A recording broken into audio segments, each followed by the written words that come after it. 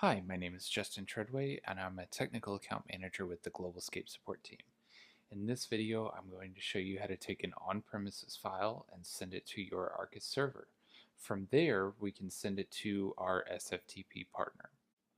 So first thing that I'm going to want to do is I'm going to want to navigate to the URL of our Arcus server and log in as a user. So I've already created a user account that I'm going to use to log in. Once I log in, I am brought to the home folder of the user that we're logging in as, and we are presented with a web transfer client. Now, what we're going to want to do is we're going to want to send a file to this server, which can then be offloaded to one of our SFTP partners. So as an administrator, I'm going to want to set up a few rules, or in this case, one rule that will send that file automatically to another location. So I've already begun setting this up. I've gone in and created a new event rule, which can be done by clicking this new option and choosing any one of our triggers here. For this case, I'm using the onVerified upload succeeded rule.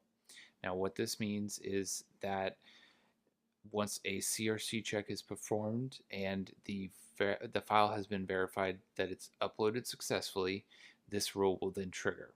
Now this CRC check is only performed on the web transfer client, so I am assuming and knowing that this user will be using the web transfer client to upload this file to this location. Within the event rule page, we can see on the left hand side, we can see various conditions that we can use to specify specific scenarios in which the rule will trigger, such as paths, usernames, etc. On the right hand side, we have our available actions to choose from. Now, to choose any of these, all you need to do is highlight it and you can click Add.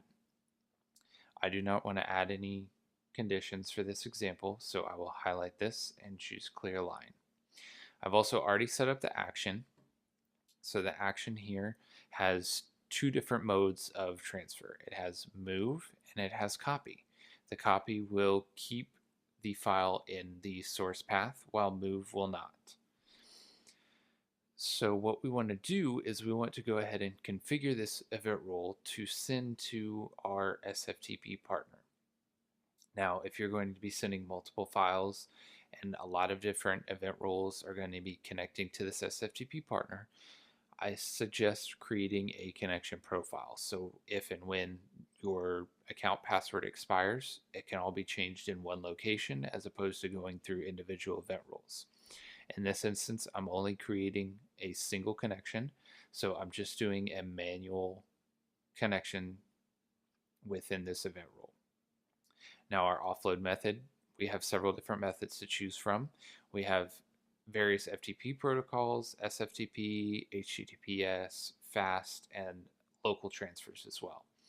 For this instance, I'm going to be using SFTP. I have it set up to the default port. However, your SFTP partners may not use that port, so verify with them. The host address and username and password. This will all be given to you by your SFTP partner, as well as any potential keys that you may need. Unless they need you to connect with a private key, then you would generate that with an EFT. This can all be seen in further detail in our help documents. So we have a few other settings down here. We have the proxy setting, which is going to be configured to use the EFT DMZ gateway. If the DMZ gateway is set up, you will be able to use that as a proxy server. You can also use additional SOC servers if you would rather that than the DMZ gateway. You also have a few advanced options such as connection timeouts, retry attempts, encoding, various other settings along that, as well as a few pre and post commands. So we will hit the next page. The first page that we were presented with, as you can see, is the source file path. In this instance, we have a variable here. It's fs.path variable. Our variables can be all seen in greater detail in our help documents, but what this variable means is it's going to be the path and file name of the file that triggered this event rule, which is perfect for this case. So that, in this case, the FS path is all that we need. So I'll go ahead and hit next, and this is going to be our destination path. Now, your destination path may differ from mine. This would again be something that would be determined by your SFTP partner as far as where they want you to send it. They may just want you to send it to the root directory, in which case you would just have a / and your file name or variable, or they may want you to send it to another location that this user has access to. In my instance, I'm going to be sending it to the test folder within my user's root directory, and I'll be using this variable here, the source file name. Basically, this just means that I'll be keeping the same file name and not making any changes. However, you do have a few other variable options that you can use down here if you wanted to make changes to the file name, such as adding a timestamp. So I'll go ahead and finish that. And this event rule is set up and ready to go. Now we will log back into the web transfer client portal. And what we want to do is we want to upload a file so we can get that event rule to trigger. Now, as you can see, I use the same account for these testing purposes. So the folder that the event rule will then be transferring it to is going to be this test folder. Currently, it is empty, as well as my home folder, with the exception of the test folder that's sitting in that folder. So we're going to go ahead and upload this test.txt file. So that file is going to upload, and we'll give it a second to trigger, and we can hit this refresh button.